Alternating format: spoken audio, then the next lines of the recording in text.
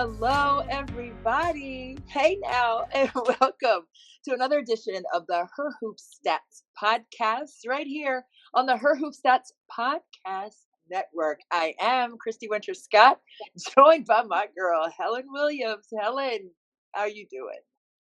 I'm good, but I got a bone to pick with you. Oh, no.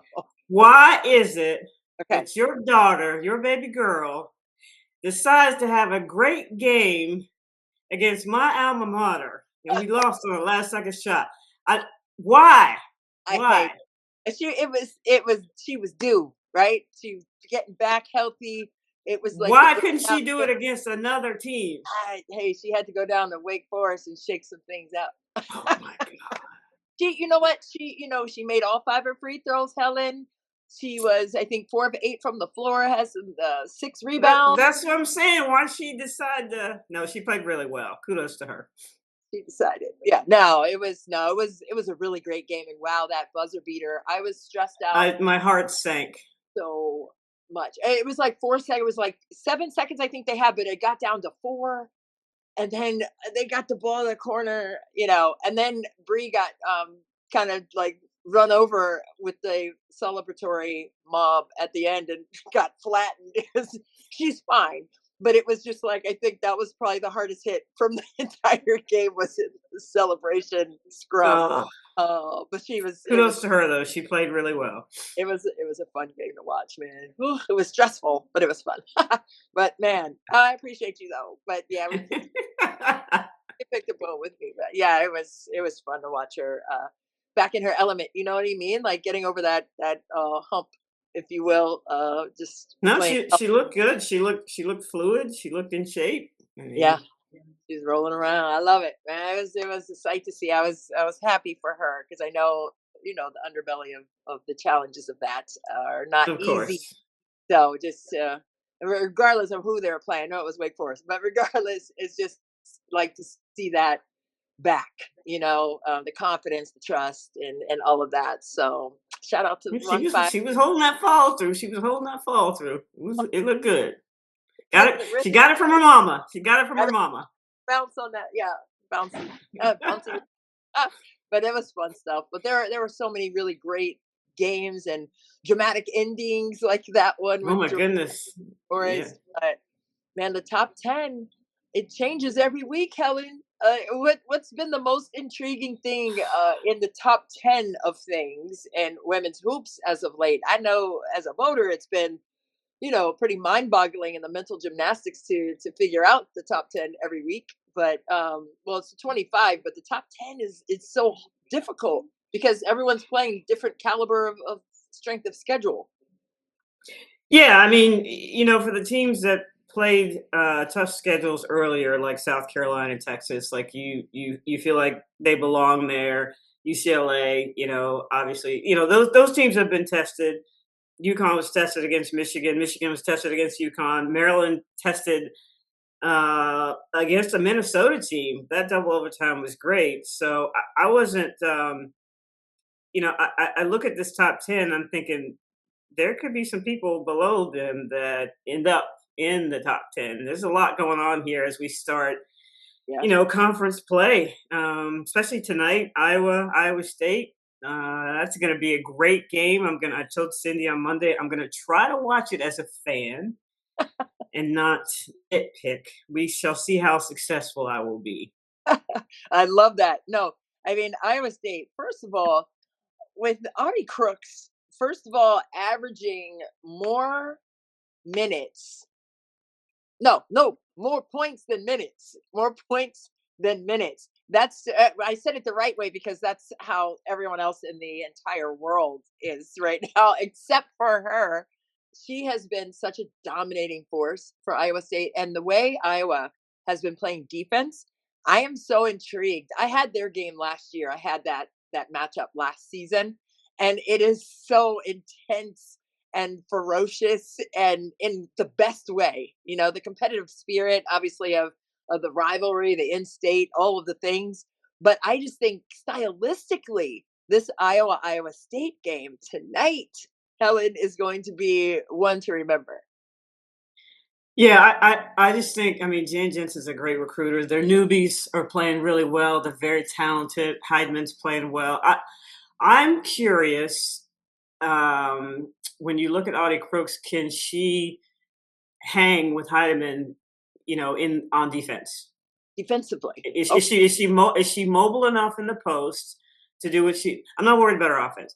Is she mobile enough in the post to get out there and play Heidemann if she steps out a little bit, or mhm. the way their post players run the floor, Iowa's post players run the floor so well from rim to rim, straight down the pipe. I mean, just they run like gazelles, and it's just, so that intrigues me the most Okay. about that matchup. Hmm. And to your point, I mean, Hannah Stolke was a track star in high school, so her first three steps, I mean, she's on her horse, like she's out. Gates in the middle third, she's taking three big, long, quick strides, and if Yeah. you're a step behind, and that's going to be free money at the other end, right at the rim. And they're looking for it. They're looking for They're that. They're looking for their post players running to the rim. Yeah, the push ahead pass is definitely a bonus for Iowa. Always has been. They love to play with pace.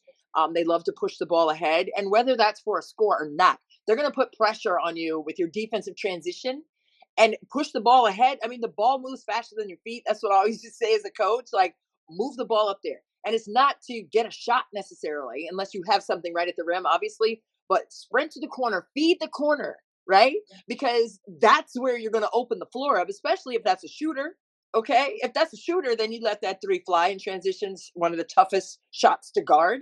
But if you don't, everyone's going to filter out to get to that shooter. And now you have lanes to attack with cuts and you slice cut that off the ball. And it's just very simple math, right? And you got to put the ball to the corner. If your teammate is really giving extra energy to sprint the floor like that, then you got to feed that action, right? And then it opens up everything. That's how you unlock the game with that level of pace that Iowa likes to play. Yeah, and a lot of times kids don't understand this. When you're running in the fast break, you're not necessarily running to get yourself open. You're running to get your teammate open Thank you. because you're making the defense have to make a decision in transition. Yeah. And if you're a post player and you're running, and they've thrown that pass ahead a couple times, they're gonna, clog that lane, which is gonna leave people running outside that 3-point lane open. So I'll be looking for that tonight too. Yeah, no doubt, no doubt. I mean, it's very simple math, and basketball is such a rhythm game and such a feel game. It's a feel, and I don't care who the five players are, right? If that's what's happening on the floor, then this is what needs to happen, right? For like you said, for the success of the team and the rhythm of the team for the team. It's not about stats or anything else, but it's just how to unlock the fluidity of the beauty of the game, and that's what it is. Move the ball, move your bodies. So I think it's going to be really intriguing and interesting to see how that shakes out and how both schemes outweigh the other in terms of who's going to have the will over skill. Because I think that's what it's going to come Yeah. down, right? With those two Yeah, I teams. mean, there's plenty of talent on both teams, so Yeah. I can't wait. 7 o'clock tonight, ESPN. Whatever it is I need to have done will be done by then. Done by 59. We love that. No, hey, it's going to be so great. And, Iowa State sitting in the top 10, but they're not alone. I mean, there's so many other teams who have just made a case for themselves in the non-conference portion of the season, and just starting at the precipice of getting into conference play for some teams in the top 10. But when you're looking at what Texas has been able to do, what South Carolina has been able to do, what is it about UConn and all of these teams and the value that they have found with one another to be consistent with their ability to win games the way that they've won. Yeah, there's an old saying, "Be who you be. If you be who you ain't who you be." And they're being themselves, right? I mean, UConn just it's Yeah. not even fair. Like off the top five, and then off the bench, and then 6, 7, 8, 9. I mean, it's just not even fair. No. They're. I was listening to somebody the other day that they're already putting them in the Final Four. Now UConn people always buy their tickets anyway, just assuming. But Yeah, for this year, for sure, get your ticket. One of the 4, unless something crazy happens, Right. is gonna be UConn, so I can appreciate that about them. Texas has just been every player on Texas's team is playing their role to the best of their ability and at the right time, and they were able to figure that out against some pretty tough competition, and that's what I like about Texas. And and then South Carolina, I am concerned about their depth. I'm not concerned that they'll figure it out because it's Dawn Staley, but I do think it's taken them a lot longer than most people expected Right. to figure out. Tanaya Ladson, very different style of play, different role, and I don't think she's figured it out yet, but Yeah. I have confidence that she will. She's too good of a player, and Dawn and her staff are is too good of they're too good of a staff to not figure out some way to get her going. Right. Um, but yeah, their depth is interesting to me. If those 5 are not playing for 40 minutes, it's going to be interesting because I haven't seen a whole lot from what's the kid's name? Maddie. I can't remember her last name. She was McDonald's All American point guard coming out of high school. Haven't really seen a whole lot from her, and it just injuries, foul trouble.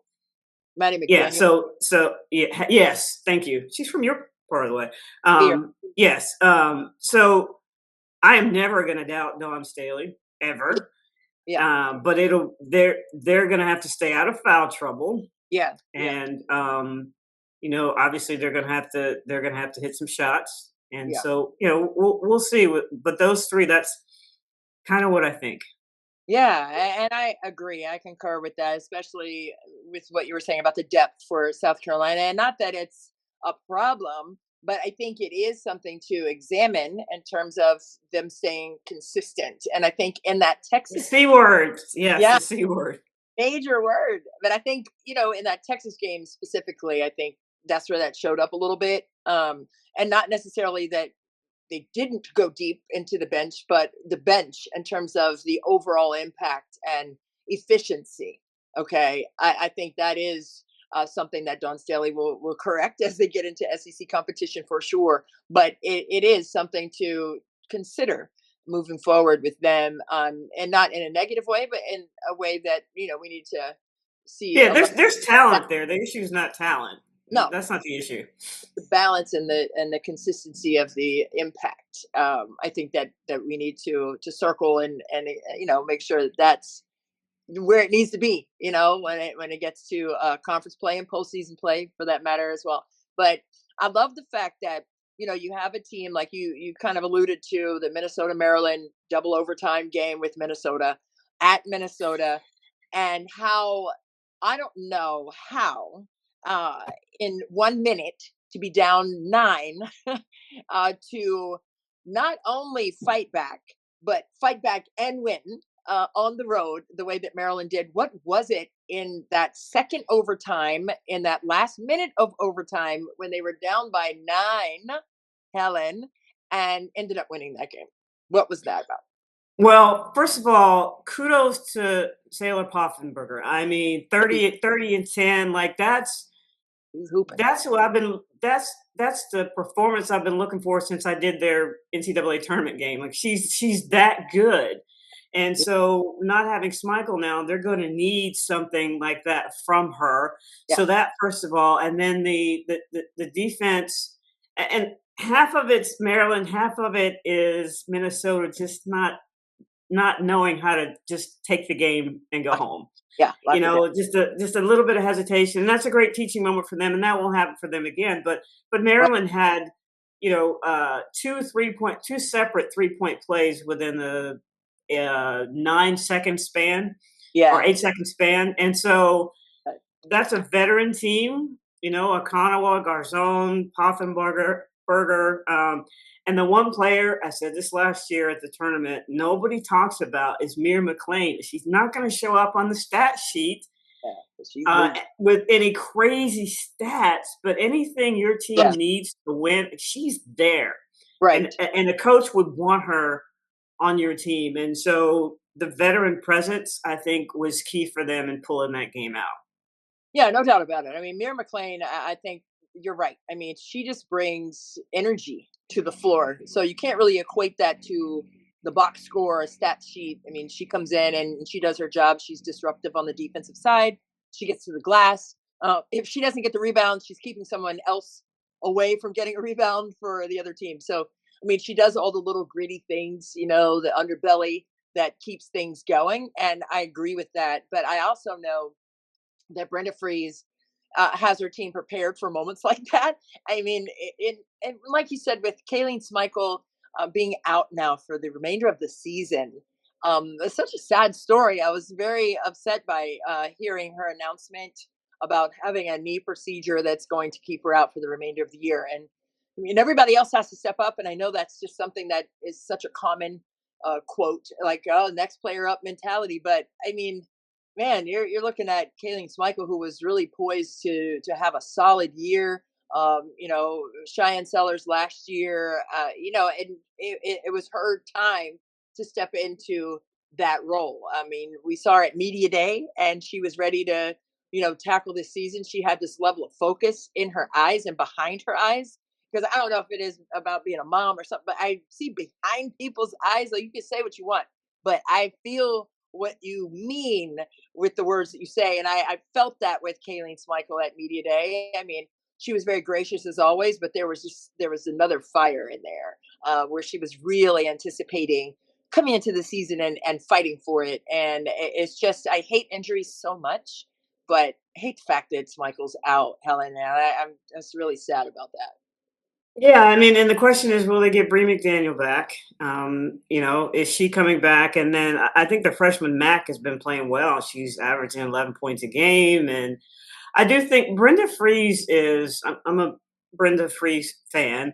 Does a really good job of putting people where they need to be when they need to be there. Like if you look at Mira McLean, she's not really an offensive threat, but they know when to put her in, Yep. Yep. and she's always in at the right time, and she makes the right plays. So I do think through the course of with Garzon and Akanawa with the portal that Yeah. they'll be okay. Now, obviously, you would want Kayleen Smichael, but I think they'll be okay. And this was a perfect game to see how they would deal with adversity.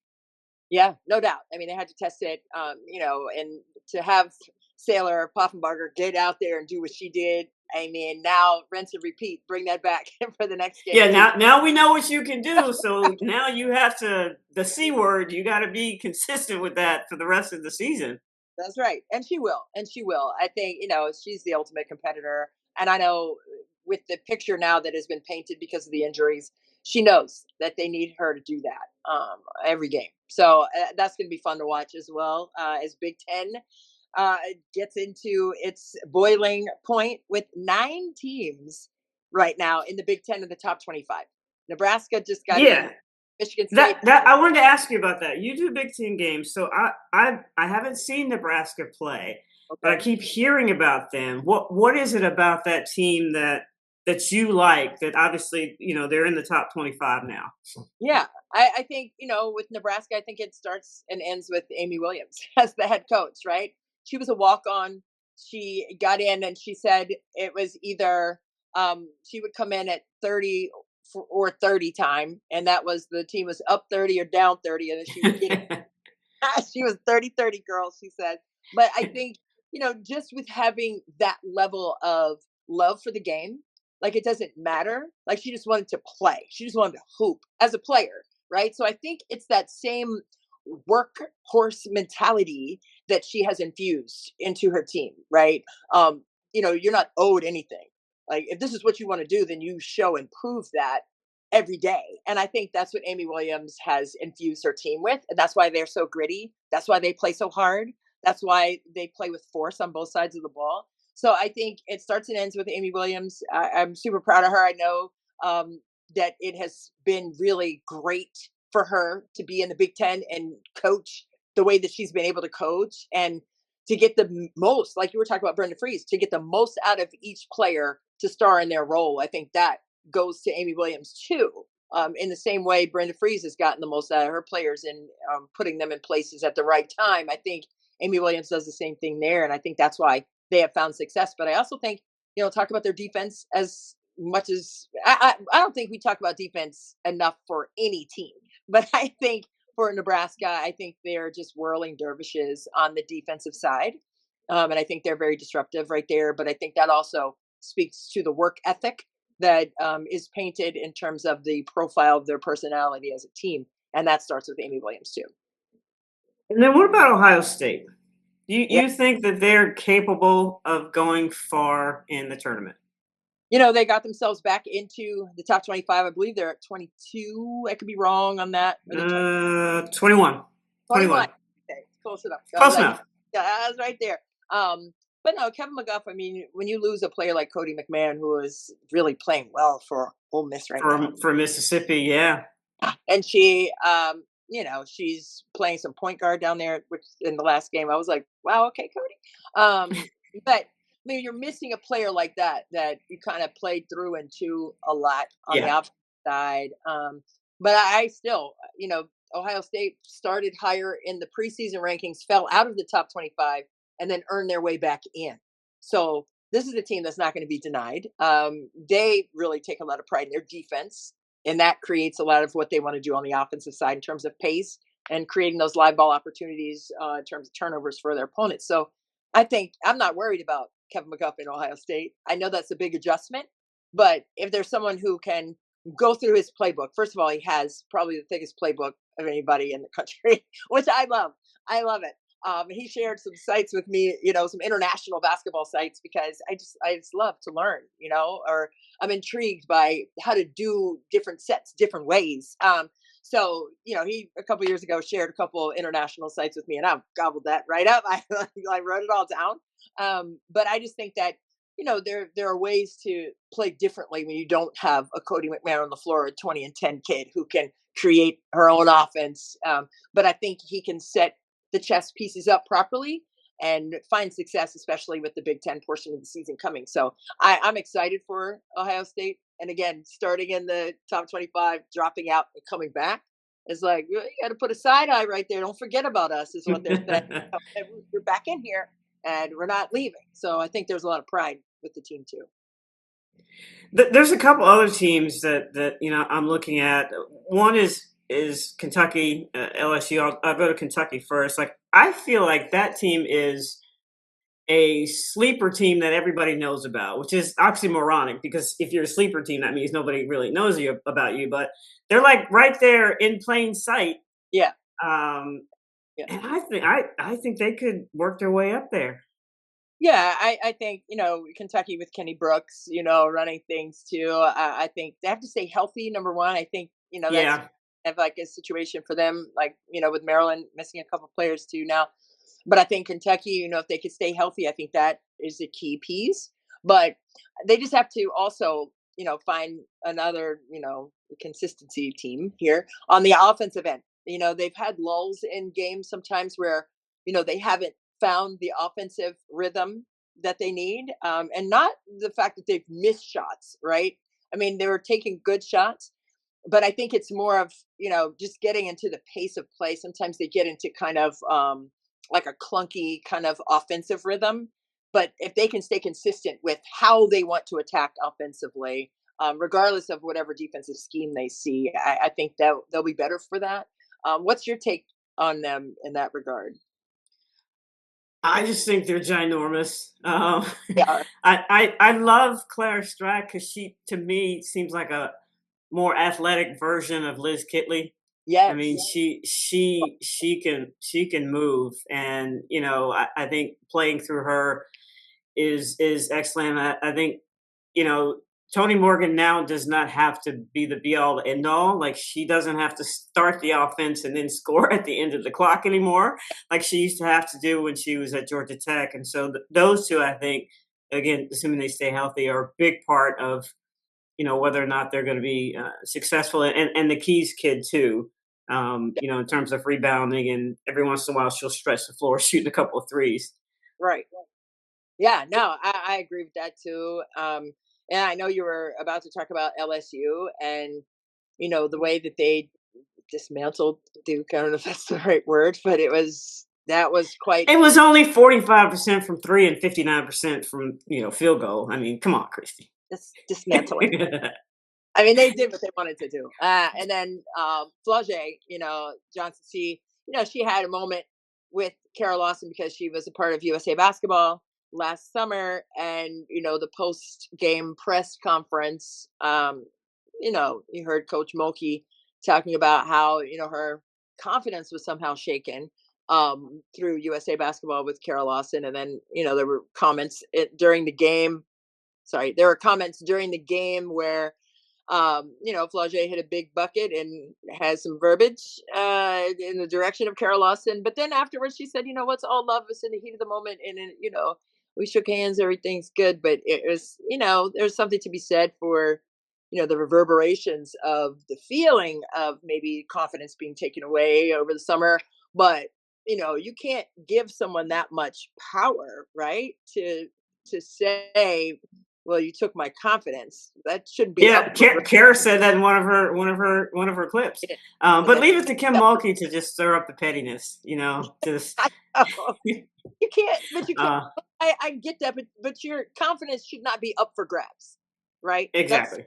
It's an inner working of your spirit, right? Regardless of what you hear, see, whatever, feel, or whatever, you got to stand 10 toes down on who you are and the preparation that got you to That you today. put in, yeah, yeah. And that should be the bottom line. But, sometimes there are things that are going to try to interfere with that, but you can't give control to that.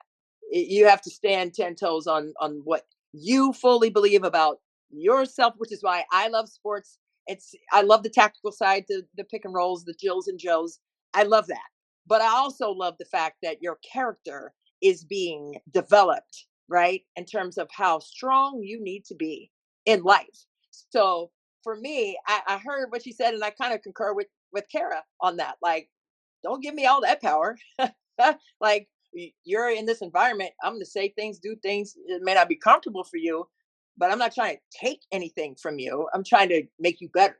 And I think you have to look at it that way too. And I love Flau'jae. That's my dog. Let's go for it. And she can sing. All the songs are on my playlist now. Don't get me started on that. That's my girl. And sometimes it does impact people differently, and I get it. And I don't know what was said or done or whatever, right? So I could just be speaking from my opinion, which I am. But who knows what happened? Who knows what happened with USA Basketball? Who knows what that was about? But I just know that as a coach, and as a player, we both, right? We understand that things are can be taken in different ways. But I remember Coach Weller, when I was at Maryland, she said, don't come to me for confidence, right? You got to find it within yourself. And I sit with that. And I think that's why I feel what Kara has said about that moment is factual. Yeah, well, I think Kim Mulkey's confident in her team now. I mean, obviously, there are people like me who were talking about her cupcake schedule, but I thought, against Duke, I thought they played well. I'm still not on the train yet, but I can see where they, if they do play up to their potential, they're Right. going to do really well in the conference. So the question is, can that depth, which they have a lot, Yeah. be consistent on both ends of the floor. Yeah, I mean, it's their suffocating defense too. I mean, you're talking about their gaudy percentages offensively, but they're just as impactful on the defensive end, and the depth of their defense and the schemes that they could, cook up and just throw different looks at you out of timeouts. I think that's going to be something, obviously, to circle when you're looking at the SEC portion of the season that's right upon us. And I cannot wait for Texas, LSU, South Carolina, LSU Yeah. games in the game with that LSU and South Carolina game with Flau'jae transferring from South Carolina to LSU. So I think it's going to be really spicy, to say the least, in Cajun country there at LSU. Yeah, for But sure. it's gonna be fun times for sure. But yeah, yeah. One of the But other teams I want to our, talk about is oh, USC. Like I feel like okay, they're, let's see, they're 16, but easily I think could be, in yeah. that top 10. I think, Jazzy's like, okay, I get it now. And she's doing her thing, and I think they're starting to play better. I Yeah, mean, they only have Their only losses are to South Carolina and Notre Dame. They've got UConn coming up on the 13th, so that's going to be a great test for them. Big game. That's going to be a big one. And I think it's going to be a lot of still testing of the waters without Juju Watkins on the floor. But wow, Jazzy has really grown up in front of our eyes over the first third of the season that we've watched so far. And I love seeing Juju on the bench and just pouring into the team. And I know that's frustrating as a just a high level elite competitor to have to sit on the side physically. But I think it's really grooming her for next year when she comes back to see the game in this way. So I just love the interactions that I see between Juju and Jazzy, during games. But I just think that USC again, like right in the top 25, one of the 9 Big Ten teams there. I think it's going to be a challenge for them in Big Ten conference, and that's exactly what they want, right? Lindsey Gottlieb, I mean, she just surpassed 100 wins in the Big Ten. Was that right? Was it Big Ten Yep, wins? yep. 100 total, I think. 100 total. Okay. Yeah. But I think, she was, celebrated after that game that she surpassed the 100 games or the 100 wins. So I'm just really happy for her and the team. But they're, again, another team just like Ohio State, right? Without a player that was such a go-to juggernaut, in every aspect of the game. How do they develop now without that level of presence on the court? So I just think that they've done a masterful job with that. And UConn is going to be another challenge in front of them, but they're ready for that. So, and so are we. We want to see it. So it's going to be fun. Are you good? You have any other things? Oh, wait. Jingle bells. He got his breaking news sign now, so I appreciate that. I've been waiting to break it out, and I wanted to come in just to make sure that there was all clarity, because somebody's gonna come in the comments. Lindsey Gottlieb, 100 wins at USC, the fastest to get it at USC. Also, let's go. yes. Okay. BMAC with the Santa hat on. Yes, BMAC. I forgot I had the hat on as I was coming in for the breaking news. But yeah, You look cute. Christmas No, spirit. but yeah, 100. Wow, the fastest to 100 Mm. there. Think about that. I mean, wow, that's a major deal. That's a major deal. I love it. BMAC, anything you want to add before we hop off here? Since we have our great trifecta now, all 3 of us here. You know what? I'm just like you guys. I'm waiting on that Cy-Hawk game tonight. I am gonna have my popcorn and my beverage and whatever else ready. Your adult beverage, as Cindy Brunson And says. Yeah, in honor of Cindy, I'm gonna say my adult. But no, I'm looking forward to it. I mean, it's 2 top 10 teams, 2 undefeated teams, so one of them's not gonna be undefeated after tonight. Yeah, So it's it's crazy. interesting.